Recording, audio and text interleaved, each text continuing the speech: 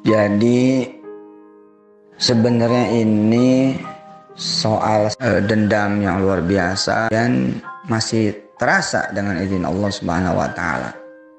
Jadi 2005 kurang lebih ada seseorang yang kemudian dalam tanda petik berjasa. Saya kan pertama dulu tahun 2005 itu saya sponsor beliau. Oh. Dia minta tabak ke TVRI.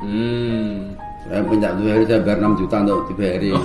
Terus karena akan nyeruan Mbak Kelana dari Republika harus lama-lama populer. Oh awalnya itu ya. Nah, 2005 orang mulia tersebut kemudian bawa saya ke TV, TVRI tepatnya. Panjang ya ceritanya, kok jadi 2005 gitu. Iya. Jadi pada saat kemudian ledakan pertama terjadi kira-kira di 2014, waktu itu yang bersangkutan naikin di YouTube kemarahannya, saya tuh bingung. Karena setahu saya tidak ada masalah dengan beliau. Tidak ada problem dengan beliau, tidak ada permusuhan dengan beliau. Kok bisa ya? Gak ada angin, gak ada apa, tiba-tiba nyerang gitu dari 2014. Dan orang yang kemudian dilihat oleh banyak orang hari ini pun di bulan April ya 9 April 2020 itu masih yang sama. Tokoh utamanya masih yang sama. Cuman kemudian menyeret simpatik orang-orang baru yang dengan pengaruhnya akhirnya menganggap memang saya itu penipu, saya itu pembohong. Dilalah saya pernah ada kesalahan dianggapnya oleh umat karena perbedaan pilihan presiden. Kenal tahun 2005 pertama nemukan saya, yang mobil terakhir juga saya, termasuk saya juga yang diajak kerjasama kecewa mengenai mobil. Untuk mobil pertama saya, dia punya mobil pertama saya, yang beliau minta mobil sama saya untuk kerjasama iklan juga tahun 2005 itu juga enggak. Dia beliau belum punya sudah motor aja enggak tahu punya siapa gitu loh. Ini apa ya? Nah, ternyata ketemulah benang merah kejadian dari 2005. Itu sesuatu yang sampai sekarang aduh gitu. Tapi itu pun alhamdulillahnya jadi sebuah introspeksi yang luar biasa gitu. Betapa saya rupanya emang kurang berterima kasih gitu. Kurang nyapa, kurang nyaba tuh mainnya silaturahim. Dengan ekosistem lama saya, lalu saya merasa baik-baik saja padahal tidak baik gitu. Saya merasa udah oke padahal nggak oke. Udah merasa bener aja padahal nggak bener gitu. Saya betul juga ikhlas juga mengenai mobil ya, ikhlas. Iya. Tahun begitu, tahun 2005 itu belum dia punya mobil, belum ada kenal dia, saya udah berani meminjamkan mobil untuk apa? Dakwah dia gitu. Iya. Pinjam bukan 2005 saya ceramah di warungnya beliau, diikuti oleh manajer-manajer warung-warungnya beliau di lokasi Jakarta dan sekitarnya. Mungkin kurang lebih sekitar 20 atau 30. Saya bicara tentang sedekah. Nah, setelah bicara tentang sedekah, seperti biasa pada tahun-tahun itu, saya kalau bicara tentang sedekah lalu saya mengeksekusi sedekah itu.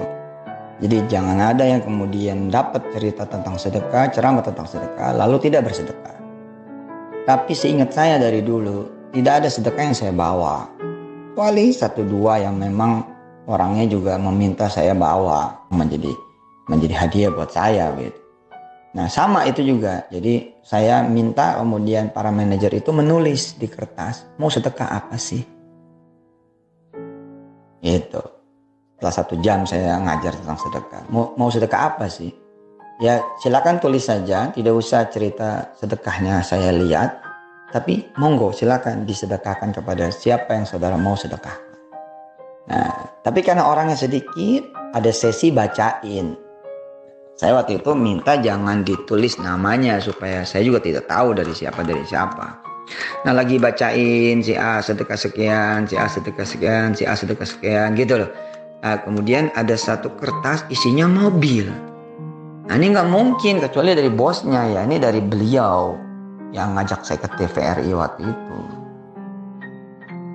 Ya Nah, di kemudian hari beliau selalu kemudian bicara bahwa saya lupa kacang sama kulitnya. Saya tidak berterima kasih kepada yang sudah membesarkan namanya, sudah memberikan mobil, dan saya akui memang itu luar biasa gitu loh. Jadi zaman itu ngasih mobil gitu. Tahun begitu, tahun 2005 itu belum dia punya mobil, belum ada kenal dia, saya udah berani meminjamkan mobil untuk apa? Dakwah dia gitu loh. Iya. Pinjam bukan sedekah.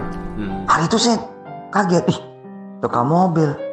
Begitu saya lihat kertas, salah satu kertas isinya mobil.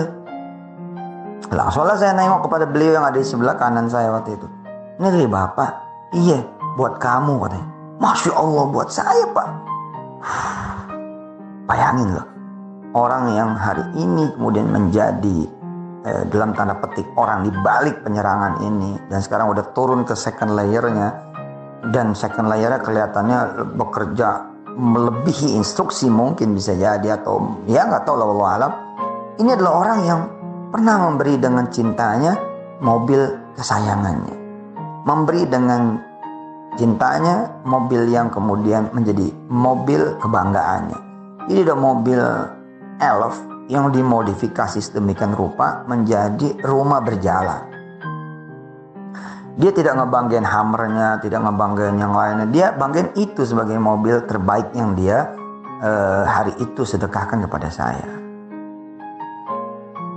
Terus saya memastikan, Pak ini benar buat saya ya Pak, karena saya bukan mustahik loh gitu. Nah ini hadiah buat ente, gitu. Pokoknya cinta gitu loh. Saya hari itu juga langsung lihat mobilnya kayak apa, disaksikan oleh para karyawan dan manajer outletnya. Dan hari itu juga saya bawa. Nah di sini nih yang saya bilang, ini letak kesalahannya. Ini yang kalaulah itu terjadi hari ini tidak akan terjadi gitu. Tapi dulu saya kurang pengalaman, kurang bahasa, kurang peka. Ya sekarang juga kurang, masih jauh. Tapi dulu parah gitu. Nah di perjalanan saya bilang sama istri saya, gimana kalau kemudian kita sedekahin aja langsung mobil ini. Nah istri saya setuju, kemudian beloklah mobil itu ke satu pesantren yang kelak menjadi Darul Quran yang pertama. Ini letak kesalahannya. Ini bahwa saya akan melaporkan bahwa antum menggelapkan mobil saya. Saya akan melaporkan bahwa antum menggelapkan mobil saya. This is the chronologies. Inilah kronologinya gitu. Kenapa kemudian sampai hari ini ada orang yang benar-benar berburu saya supaya saya jatuh, supaya saya itu hancur, supaya saya itu binasa. Dan sampai hari ini saya lebih memaklumi ketimbang saya marah, lebih kemudian menerima ketimbang saya kemudian emosi gitu. Ya manusiawi, tapi kembali saya bilang justru mereka lah yang punya andil besar gitu. Rasanya nggak apa-apa juga mereka melakukan apapun itu. Seperti ibu kita kalau mau mukul kita nggak apa-apa juga gitu, nggak bakal bisa ngebayar kita lahir dari rahimnya gitu. Itu yang mau saya coba untuk diterapkan pada diri saya. Hancur sih.